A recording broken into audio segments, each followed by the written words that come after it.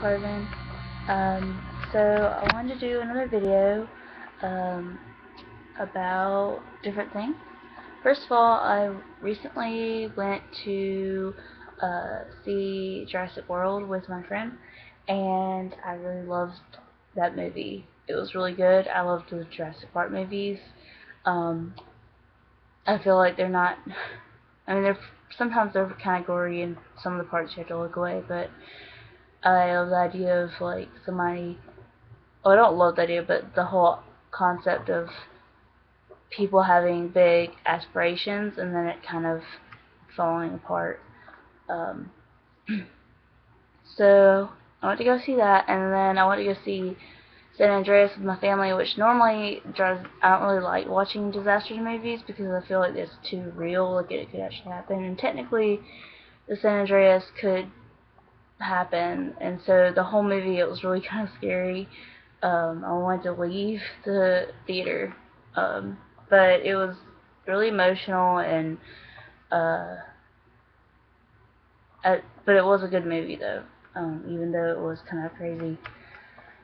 Okay, so I was gonna talk about my books because I love reading and I read a lot when I can, but I went book shopping at Books A Million and bought a few books. So first of all, the one I'm reading right now is the last book to the Mortal Instruments series, and it's called City of Heavenly Fire.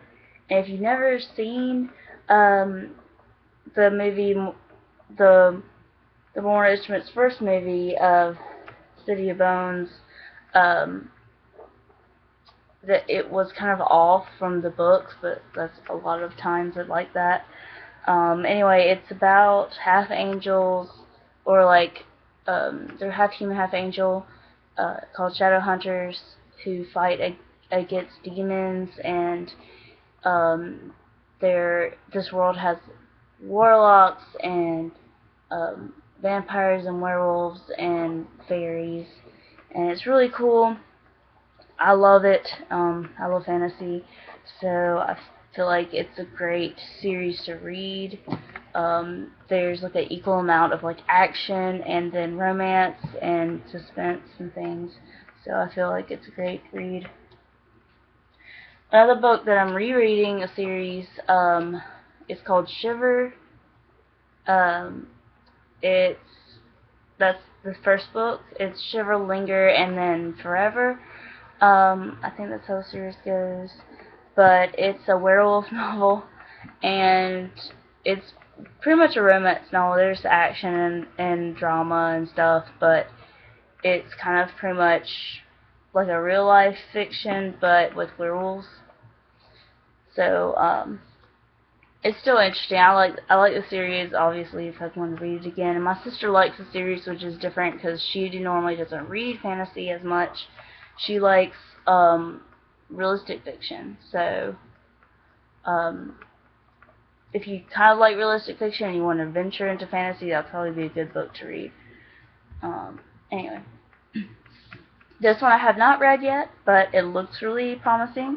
It's called Dragonswood, and it's about um, dragons, humans, and fairies. So I'm thinking that's going to be a good one. And then another book, which I love this author. I've read almost all of her stuff. And she's friends with the other author of the other series, Cassandra Clare.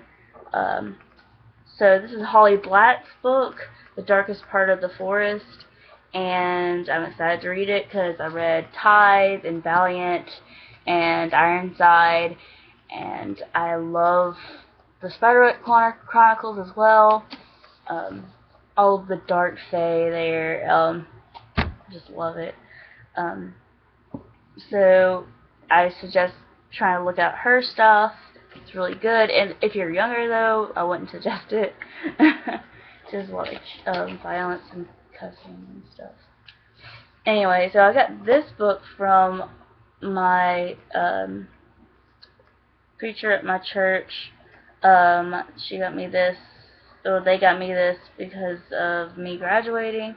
This is called The Golden Thread, and it's Words of Hope for a Changing World. It's a collection of different kinds of authors, and there's verses from the Bible. There's quotes from uh, Robert Frost, Native American Indian stories.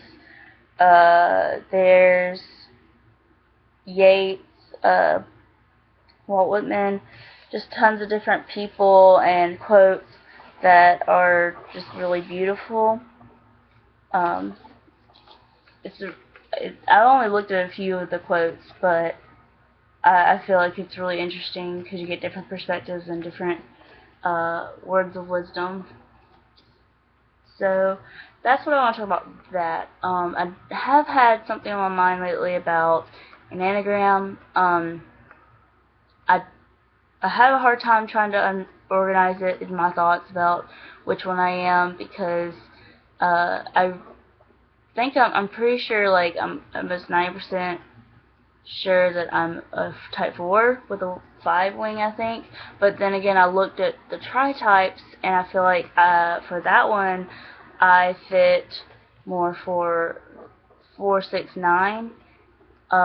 Because when I read the 459, it seemed very not me because I do like to socialize. Actually, sometimes socialize overly socialize. So I felt that the 469 was more me in the tri-type. Now I don't know if that's like if you're a tri-type, then you have to have certain numbers for the wings.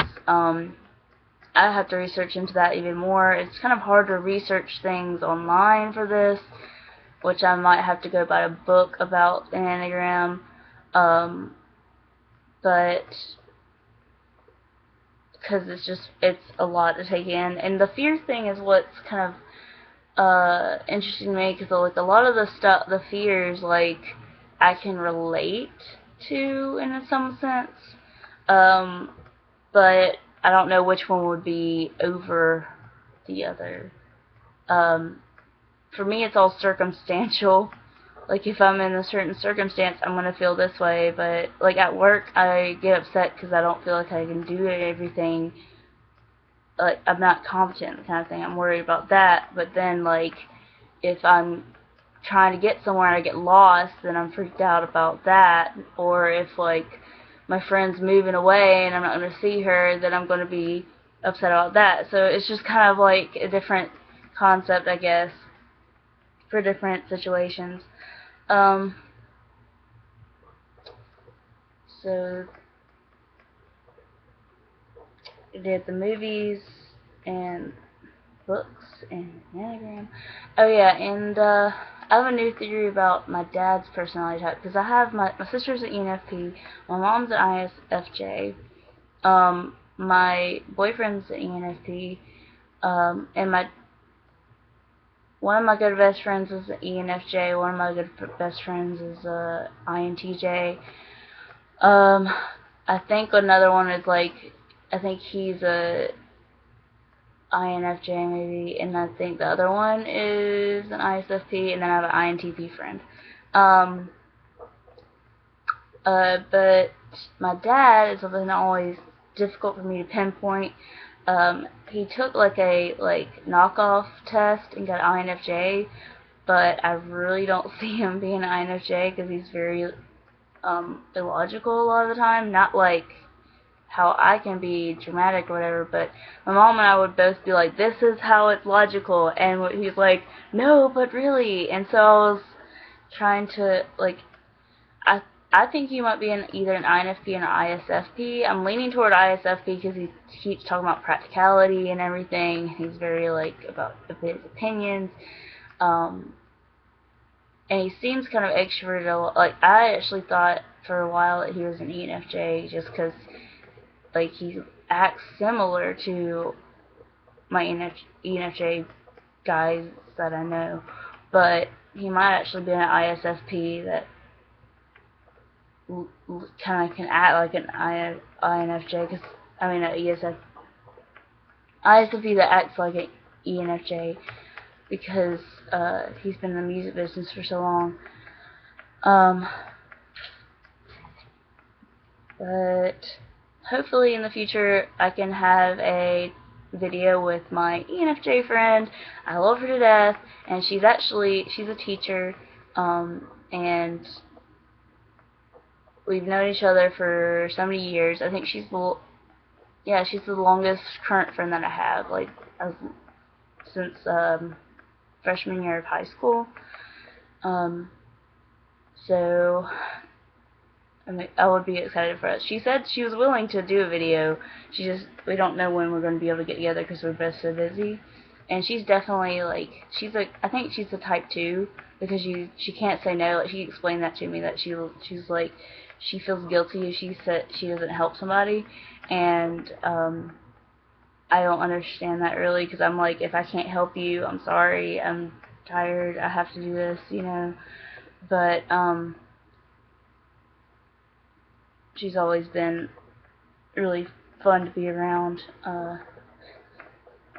Anyway, so I just wanted to talk about a few things. Let me know if you have any suggestions or comments about an anagram or the books or whatever you want to talk about.